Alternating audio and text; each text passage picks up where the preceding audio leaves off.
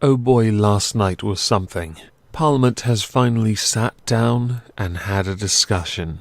By that I mean chuntering from a sedentary position and shouting over each other because After much long deliberation over the state of Iran, which was quite a long debate, questions and discussion, involving Dominic Raab, the Foreign Secretary, and everyone else, which I believe he answered fairly. He wasn't too detailed, he wasn't too nebulous. Finally, the Prime Minister turned up, and he gave a very long statement, and I'm going to show you the very finest bits of it, because, oh boy, he absolutely laid into Corbyn, and into everyone else, finishing with a challenge, one which has led to an interesting fallout. Thank you, Mr. Speaker. With your permission, I shall make a statement on yesterday's Supreme Court verdict and the way forward for this paralysed Parliament. There are going to be a number of interruptions during this. The reason why is because while this should be free for all to look at and, of course, share about, as is customary with parliamentary procedure that is, for the most part, live-streamed.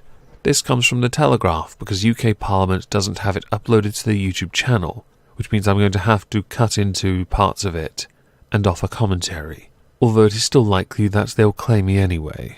I want Brexit done, and people want us out on October the 31st, with a new deal if possible.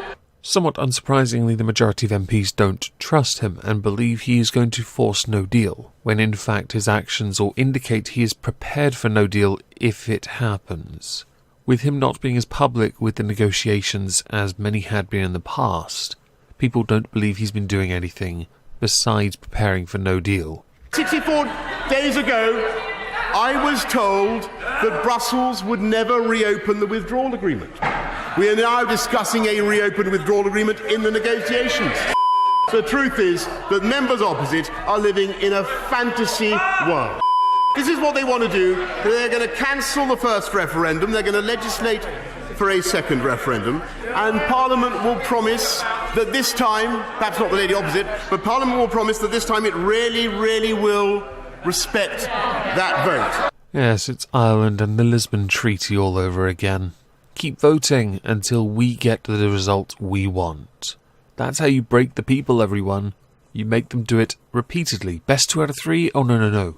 It's best 2 out of how many times it takes us just to get the one win, and our one win trumps all the times we lost. Instead of facing the voters, the opposition turned tail.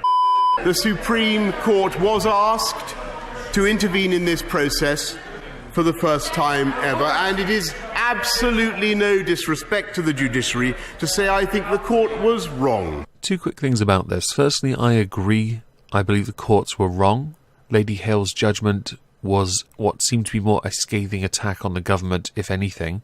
Second, there is nothing wrong with the Prime Minister disagreeing with the verdict because he respects the verdict anyway. He will uphold it and respect it. Of course he upholds it. He has no say over it. He's in Parliament anyway. The point is, he is well within his right to disagree with the result. People did in the chamber, and I've cut it out because it's utterly time-wasting, got very aggressive about him disagreeing. But I think there's nothing wrong with it.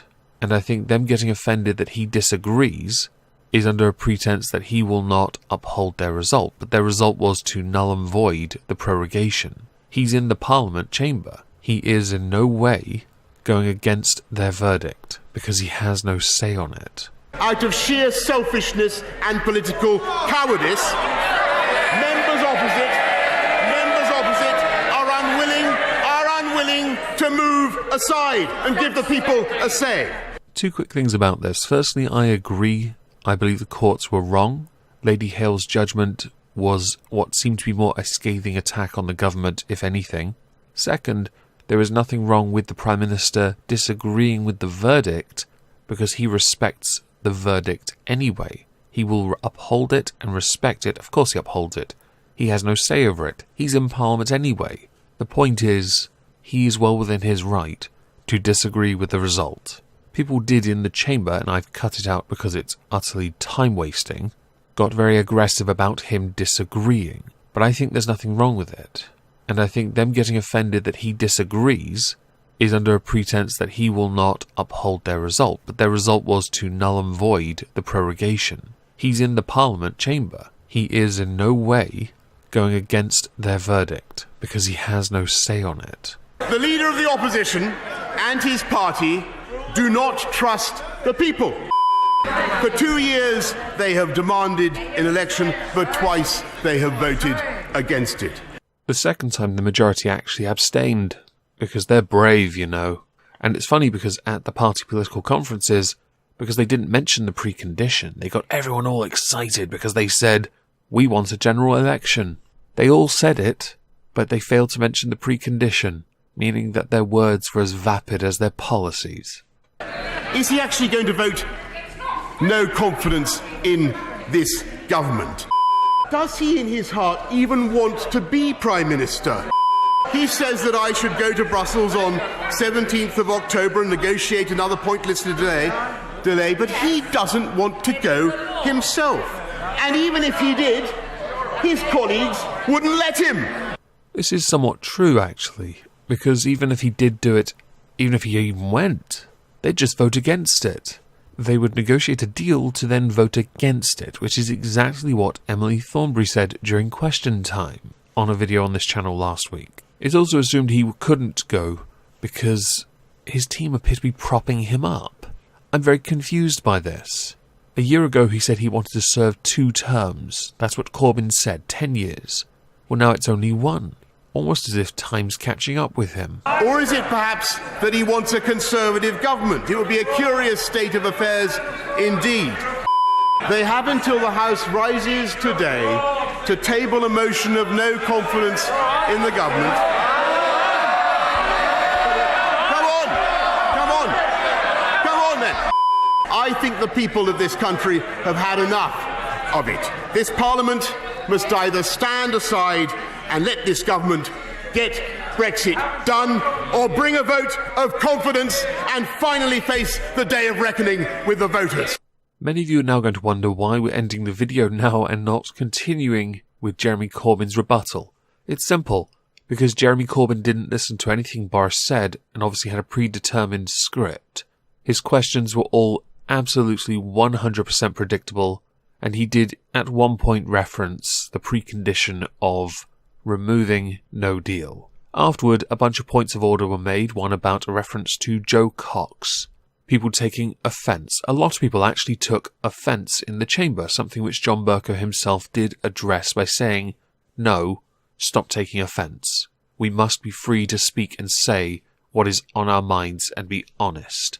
Others, including the paper pervert, also chimed in, and each of the party leaders that had the opportunity to speak, which would include obviously Ian Blackford, Joe Swinson, Caroline Lucas, and so on, proved that they were not listening to what he said and simply reading from that script. Of course, with Joe Swinson, she just got to ask a question very quickly and made a very patronising comment, including her 5-year-old son. Yeah, I was watching the whole thing. It was amazing to see how well Boris handled this, because he's very upfront, which I don't think any of them in that chamber like, including those behind him who do not support him. The party opposite did not call for a vote of no confidence. They bottled it. The theory was they were going to because they had the support, but to do so they knew would cause a problem. The problem is, if they do it, even if they win, they'd have to then have a general election with many polls showing that Corbyn will not win, which is fine for the Liberal Democrats and for the SNP because they don't care if Corbyn is Prime Minister or not. They just want to make sure we remain. I have called you all cowards, and I stand by it. This is going to be very interesting. The next few days are going to be very interesting. There's actually going to be a lot of content about what comes from Parliament over the next couple of days, where today they are literally moaning about context. Seriously.